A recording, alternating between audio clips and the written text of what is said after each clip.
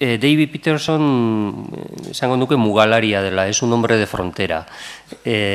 Nos mira desde la frontera, más sur que norte, mira el País Vasco y mira el euskera hasta ahora, sobre todo desde Burgos, Rioja, y es un hombre de frontera también porque trabaja en un departamento de historia, pero aporta mucho también a la filología y a la historia de la lengua, sobre todo.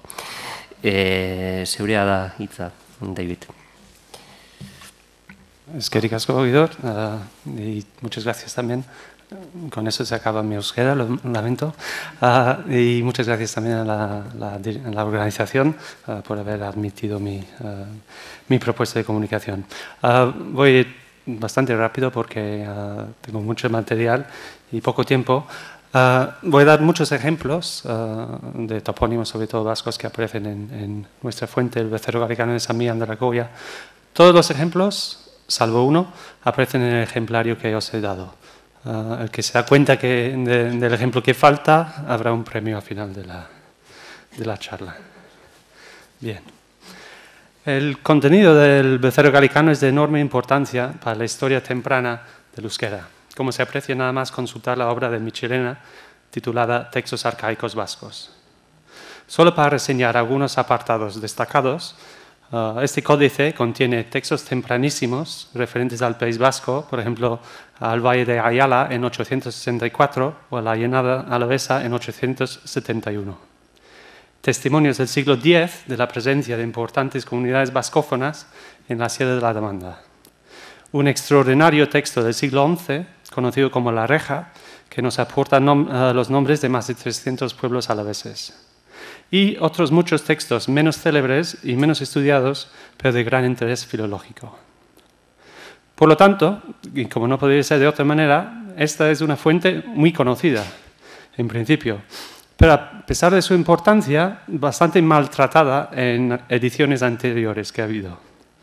Ediciones incompletas, con secciones inéditas, sin índices, contenido reordenado cronológicamente, lo cual contribuye a la descontextualización de muchos textos, textos sin fecha, otros sin contexto espacial, abundantes errores de transcripción, sobre todo en los nombres vascos.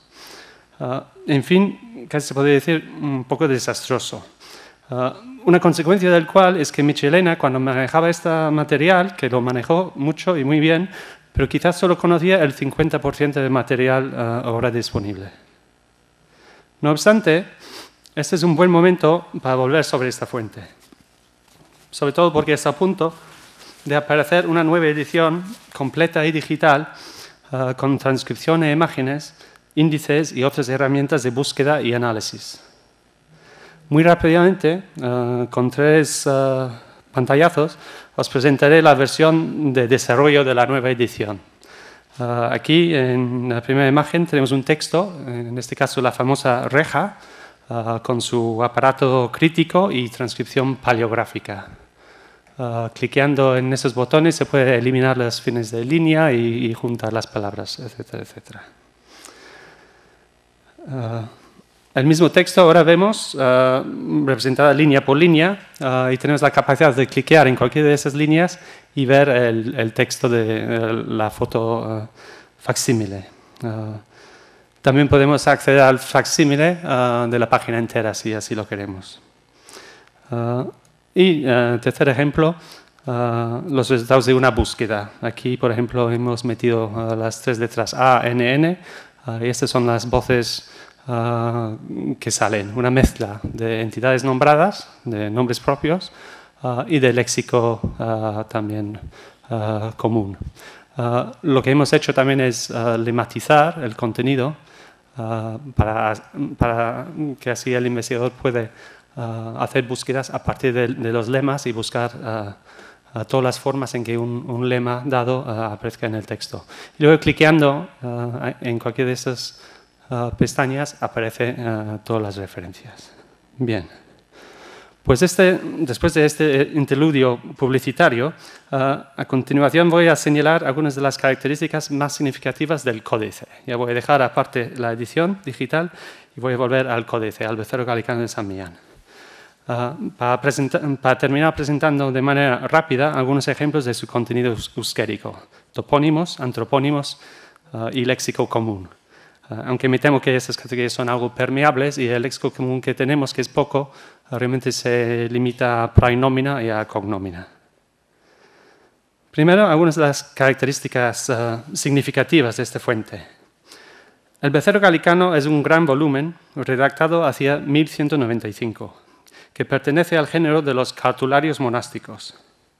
En él se copiaron los diplomas, compraventas y apeos que detallaban y justificaban el inmenso dominio del monasterio riojano de San Millán de la Colla. Se copió hacia, como he dicho, 1195, pero lógicamente su contenido es anterior, concretamente del periodo entre 759 y 1192, con varios textos muy interesantes de los siglos IX y X, y un 70% del cartulario es del siglo XI. En resumen, comparado con otras fuentes para la historia temprana del euskera, se puede considerar una fuente muy temprana. En cuanto a tamaño, el códice tiene unos 250 folios, contiene 200.000 palabras, de las cuales unos 34.000 son entidades nombradas, es decir, nombres de lugar o de persona. Es una fuente esencialmente latina, pero romance, árabe y euskera también se asoman en diferentes registros, sobre todo a la hora de describir y delimitar posesiones rurales e identificar a sus dueños. Es notoria en esta fuente la presencia de falsificaciones, lo cual complica enormemente su análisis. Pero, afortunadamente, esta no es una problemática que afecta seriamente a los textos que nos interesan hoy. Salvo en algunos casos puntuales, el contenido onomástico del códice es esencialmente fidedigno. En cuanto a la geografía, San Millán en la Rioja Alta es tan solo el centro de un dominio monástico, que se extiende en un gran arco al norte del monasterio, desde Pamplona hasta Burgos, por una serie de espacios, casi todos ellos relevantes a la historia del euskera. Algunos plenamente vascófonos, otros con indicios de inmigración vasca, y también espacios limítrofes con todos estos. La naturaleza diatópica de esta fuente, en la cual se reúne la labor de docenas de escribanos diferentes, es el aspecto que más quiero enfatizar hoy. Y todos los ejemplos que van a ir a continuación irán contextualizados geográficamente para así resaltar una y otra vez esta diversidad geográfica. Una diversidad reflejada también en la propia estructura del códice. A la derecha reproduzco la estructura del códice y vamos a ver cómo esa estructura reproduce el dominio de San Millán. Empiezan los documentos en el entorno inmediato del monasterio, en el valle del río Najería. Luego se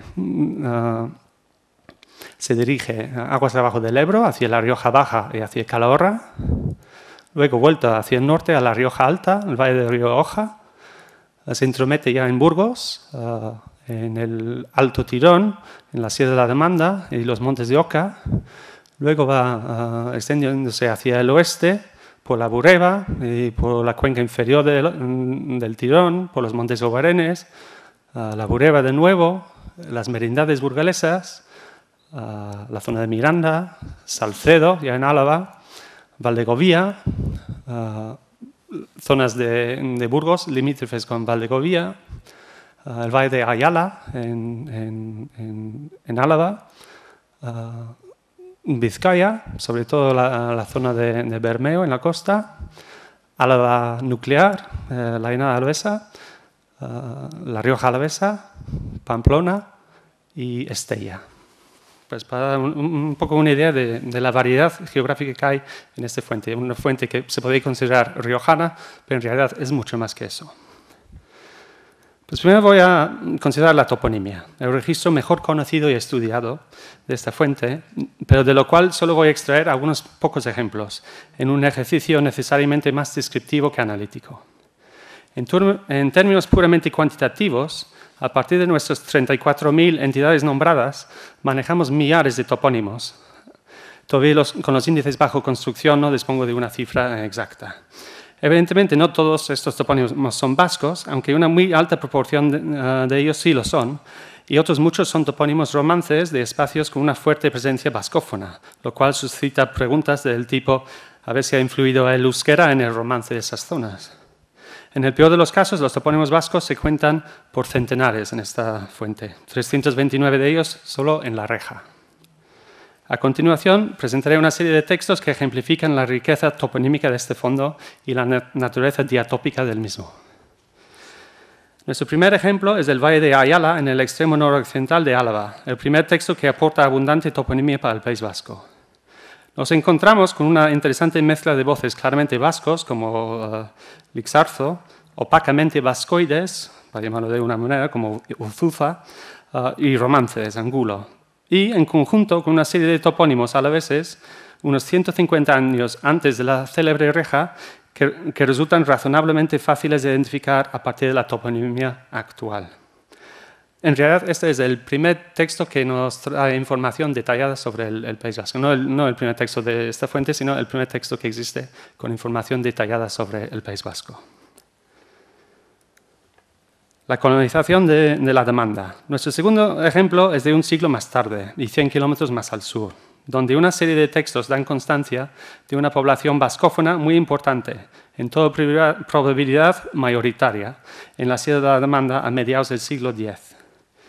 En realidad, estas referencias aparecen por primera vez a finales del siglo IX, pero a partir del siglo X dejan ya de ser referencias aisladas y adquieren suficiente volumen para que sea imposible que se deban a cacografías o a falsificaciones posteriores. Todos los ejemplos que reproducimos en este ejemplo, en esta página, provienen del Valle de San Vicente, en Burgos, donde todavía abundan topónimos vascos estudiados por Mújica en 91. El valle vecino, inmediatamente al este, es el de Ezcaray, en La Rioja, con una aún mayor concentración de toponimia euskérica en la actualidad, pero relativamente mal documentado en el medievo.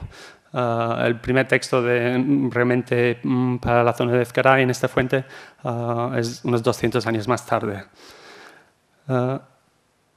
Eso no hace sino subrayar la importancia del fondo emilianense, pues en este caso contextualiza cronológicamente los orígenes del euskera, no solo del Alto Tirón, sino de otros valles de la demanda también.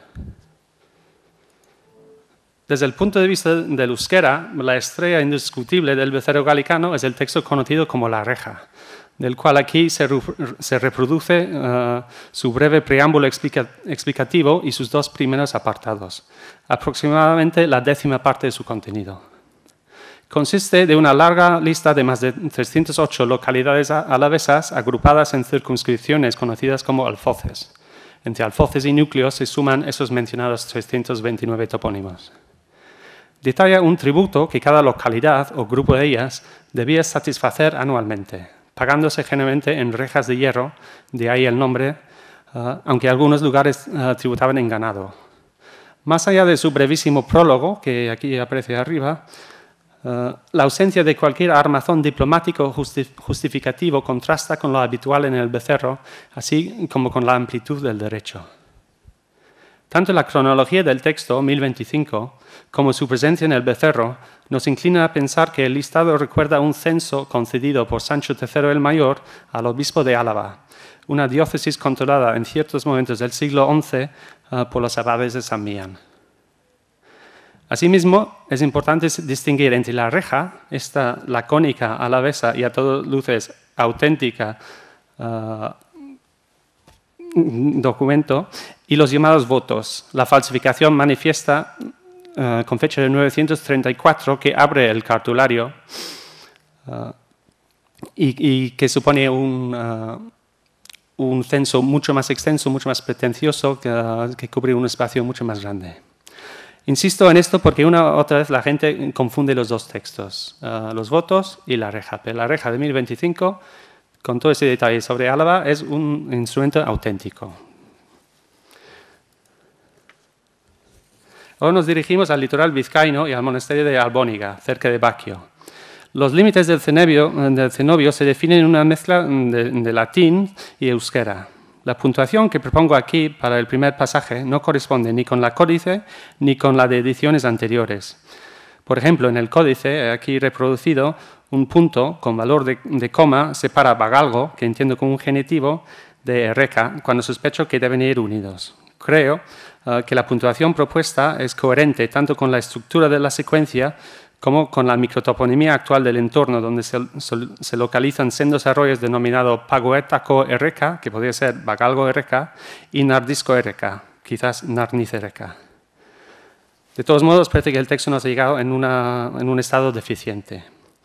A continuación, tenemos otras dos secuencias, ricas en toponimia mayor vizcaína, la segunda acompañada de una lista de nombres personales muy reminiscentes de la antroponimia navarra, cuestión sobre la cual volveremos más adelante. Este texto era inédito hasta 1989 y aún después y hasta ahora ha permanecido sin fecha y con las primeras dos líneas inéditas. Una de las contribuciones más importantes de nuestra edición es la contextualización cronológica de unos 83 textos que carecen de fecha explícita. Este extracto de Badostein en Navarra es representativo de estos textos descontextualizados, muy poco conocidos ellos y ausentes, por ejemplo, de la edición de Serrano, la que manejó Michelena, al considerarse que carecían de valor histórico institucional al ser meras listas de fincas rurales, cuando en realidad tienen un riquísimo contenido onomástico, como se puede apreciar. Y con esto termino con la toponimia.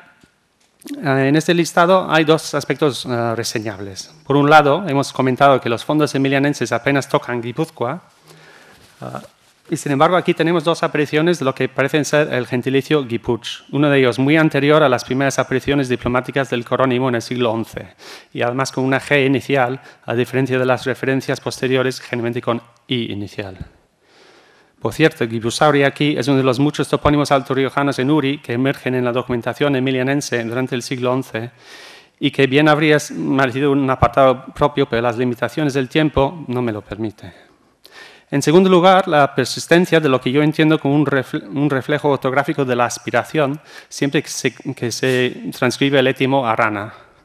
La sintaxis de la frase aquí de 1067 pide un topónimo, alia tierra en monio Garán, que se proporciona casi solo si entendemos que Garán representa arana, con la aspiración intervocálica convertida en una G. Por otra parte, el topónimo burgalés, Faranlucea, ha mantenido la F inicial hasta el presente. Hoy es Froncea, lo cual sugiere, por lo menos a mí en mi ignorancia, en estas cuestiones, que cuando aparece en nuestra documentación esa F no es una mera convención ortográfica, sino que realmente representa una aspiración fuerte, más cercana a una F que a una H. La antroponimia. A la hora de definir qué consideramos un antropónimo vasco, creo que es más útil hablar en términos no de etimología, sino de uso y de distribuciones geográficas. Que Sanctios y Fortunios tengan posibles etimologías latinas me parece menos importante que su uso o no por una u otra comunidad. Hacía 57 años que Michelena, en apellidos vascos, denunció que, y cito, en la Edad Media aparecen en documentos nombres típicos cuya clasificación y distribución geográfica no está aún suficientemente hecha. Me temo que poco ha cambiado desde entonces. Aquí tenemos otro texto a la vez temprano, rico de nuevo en toponimia, pero que a diferencia de otros también nos acerca a la antroponimia. Lo que observamos es un elenco onomástico muy diferente a los nombres navarros que hemos observado a finales del siglo XI en Albóniga, en Vizcaya. Como intentaré demostrar, esta antroponimia alavesa es más occidental que oriental, más castellana que navarra. Parece coincidir mejor con la inclinación política de la región que con el parentesco lingüístico. La apreciación de que la antroponimia vasca occidental se distingue de manera significativa de la oriental, o sea, navarra, ya lo comentaba Michelena en, por ejemplo, la introducción de apellidos vascos. Pero sería interesante contrastar esta hipótesis de manera cuantitativa. Y esto es lo que nos permite hacer el becerro galicano, que está estructurado geográficamente, y más concretamente según la geografía diocesana. Sus primeros 72 folios hacen referencia a la diócesis de Nájera, controlado en el Alto Medievo por Navarra, y los siguientes 110 a la de Burgos, en Castilla. Y efectivamente observamos como todos los nombres asociables con Navarra, según Cortázar, en el 95, marcados aquí en verde, se concentran en los primeros folios del becerro, mientras otros se concentran en los folios castellanos. Entre paréntesis son los números de apariciones de cada nombre y a continuación es la ubicación media del nombre en el becerro. El siguiente paso y parte del proyecto de edición digital es asignar un valor geográfico con coordenadas X y Y a cada texto del becerro, lo cual nos permitirá generar cartografía para cualquier nombre u otro elemento léxico y ofrecer un valor geográfico medio para cada nombre o voz. Léxico común, ya el último apartado. Algunas secuencias... algunas secuencias... Eso era la... Bueno, lo dejamos. Vamos a dar para atrás.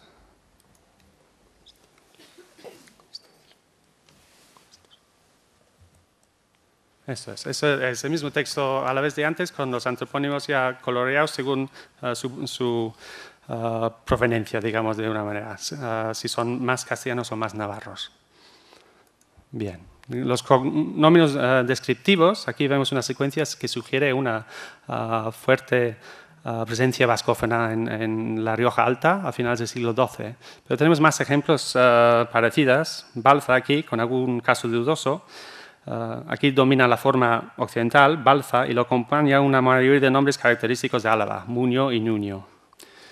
Gutia, con geminación de la T, el mismo sonido también representado por una doble G.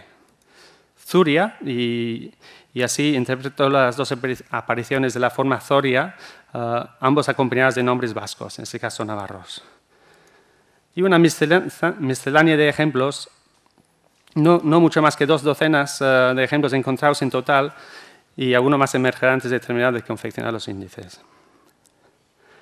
En términos geográficos, notamos que los cognomos es un fenómeno decididamente riojano. Aquí lo ubico entre la antoponimia con la misma distribución. Pero a diferencia de los nombres de pila, con los cuales comparte espacio, no creo que sea navarro en origen, sino a la vez, como indican las formas Balza, Uri y los nombres Muño y Nuño. Sobre todo, esos nombres recuerdan la inmigración que hubo desde Álava hacia La Rioja Alta a lo largo de los siglos XI y XII. Ya con esto termino. Voy a hablar muy brevemente de Ama, Aita y Anaya, 3 voces que aparecen con frecuencia en nuestro códice, en las frecuencias que marco aquí. Se considera que los 3 pueden estar derivados de voces vascas para designar respectivamente la madre, el padre y el hermano. Con respecto a los 2 primeros, Ama y Aita, creo que esta lectura es acertada, pues tanto su empleo como su distribución son parecidas. Ambos se emplean no como nombres, sino como títulos honoríficos que preceden un nombre, muy al estilo de don o doña. Y en algún caso hay una coincidencia exacta, ¿no? El ejemplo de doña o ama Marina de Grisaleña de 1096. Coinciden también en que se emplean en una variedad de situaciones sociales, tanto para personas de cierto rango como para campesinos dependientes, como parece ser el caso en el largo extracto de Valdegovía. Y coinciden también en su distribución, en ambos casos occidental, es decir, más castellana que riojana, por lo menos en cuanto a su ubicación en el becerro galicano. Sin embargo, tanto en uso como en distribución espacial, Anaya es significativamente diferente. Es un nombre de pila exclusivamente, convertido en ocasiones en patronímico, y aparece casi exclusivamente fuera de espacios vascófonos.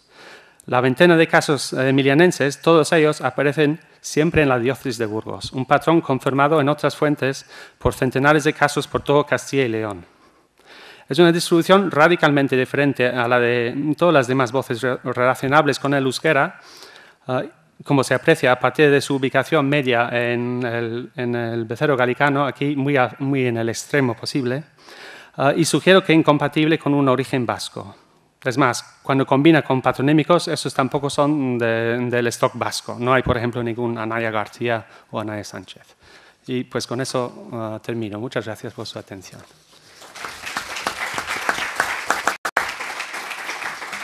Muchas gracias, David, por el esfuerzo de comprimir tanta información. Muchas gracias. De una manera, además, tan visual. La cuadrilla de Bayona. Hacemos las preguntas luego a todas, ¿no? De Neguatera. ¿Es Oin galderak edo Vale, bueno, entonces 5 minutos para preguntas. 5 minutos para preguntas. Patxi Salaberri. Sí. Bai. David, bueno, en primer lugar, zorionak por el trabajo realizado. Me ha gustado muchísimo y me gustaría tenerlo en mi ordenador. Eso es lo primero, cuanto antes, ¿no? Porque es una manera de consultar las cosas muy cómoda y muy bonita además, ¿no? Me ha gustado mucho lo de la distribución por sitios, en fin, es fenomenal. Y luego hay cosas que yo creo que no sabía, no sé, tendría que mirar los datos, ¿no? Pero por ejemplo, este monio vizcaico que aparece en 1185, en fin, no sé si es el primer empleo de Vizcaya en un sinzama euskérico, ¿no? Eso puede ser importante. Si es el primero, no lo sé, pero desde luego hay datos muy interesantes. Y luego ya con esto termino, ya te digo que me gusta mucho esto, lo que habéis hecho. Lo de Anaya no me convence, ya sabes que no me convenció en el trabajo que hiciste. Y yo creo que viendo lo que hay Ama, hay también Osaba, en fin. Otra cuestión es la distribución, ¿no? ¿Por qué aparece Anaya pues, en otros lugares? Yo creo que en Navarra también aparece, ¿eh? Estoy hablando de memoria, pero yo creo que sí. Y desde luego con una N doble, o sea, geminada, en fin, y pertenece a la familia de los nombres de parentesco, ¿no? Si estuviera solo, pues dirías, bueno, pues igual no. Pero si tienes Aita Ama, tienes Osaba y tienes otros más que ahora lo tengo en mente, pues no le veo yo mucho problema, ¿no? Y lo de la distribución, pues la verdad es que no sé cómo justificarlo. Lo mismo pasa, no sé, bueno, lo mismo no, pero Obeco, se ha dicho, ¿no? Si procede de Obe, como en eco de N. Claro, luego empiezas a ver documentación, resulta que Obieco, pues te aparece en toda la península, ¿no? Por decirlo de alguna manera. Entonces, claro, no sabes qué justificación puede tener un OB en, yo qué sé, en Asturias. Pero lo de Anaya, además, estando en el sitio que está, pues no me parece a mí... Vamos, que ya te digo que no estoy de acuerdo, pero bueno, podemos seguir. En concreto creo que son quizás 3 ejemplos en Navarra, quizás son 5. 2 de los textos de Leire en cual aparece en realidad son textos castellanos. Es un señor castellano y el texto es castellano de la zona de Pancorbo, contado en ese momento por Navarra. Son 3 ejemplos en Navarra, o igual son 5 o 6. Son centenares de ejemplos en Castilla y León. Y eso es muy problemático. Yo no creo que se pueda admitir esa distribución. Y luego el uso es diferente, es totalmente diferente.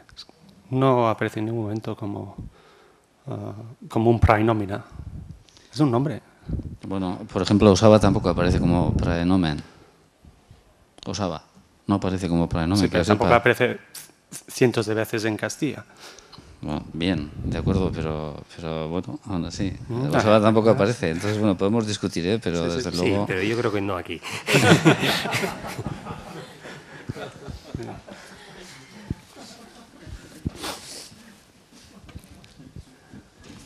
Bai, badago beste galderarik? Bai, Joseba.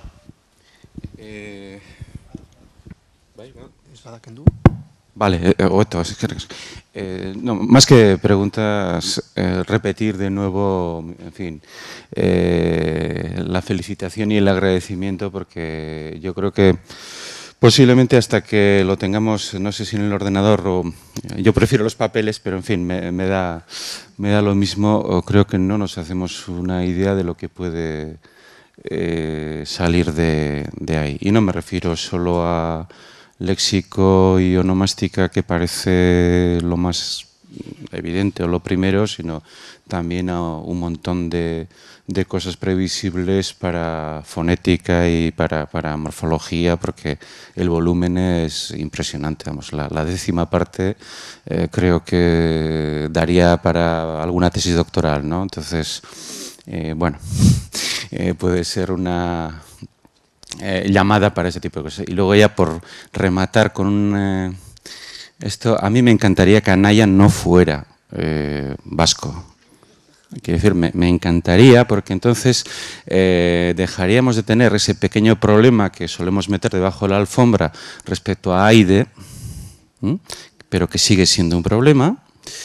Y bueno, por otra parte, quizás ese sistema, en fin, familiar tan perfecto, pues resulta que si tiramos del hilo, pues tiene también algunos otros problemas. No sé, quizás si le damos un vistazo a Alaba, que tiene un maravilloso ba final, y luego cogemos al lado a Simin Palay, pues igual resulta que hay cosas de esas. Ya antes habíamos tenido algunos pequeños disgustos con las mujeres, quiero decir,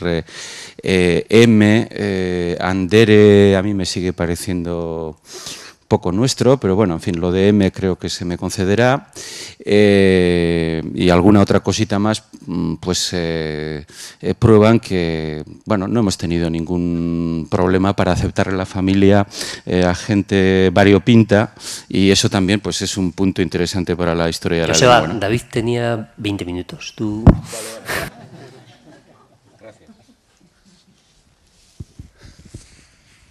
Solo para aclarar una cuestión. Yo quiero decir que, y con esto termino con Anaya, cuando Anaya aparece como un nombre propio, sobre todo en Castilla y León, es un nombre propio que poco tiene que ver con el País Vasco. Eso no niega que haya una forma léxico común de parentesco. La palabra Anaya también surge en Navarra. Y son dos formas muy parecidas que surgen. Pero creo que hay que separarlas. Son dos formas diferentes. Así lo entiendo yo.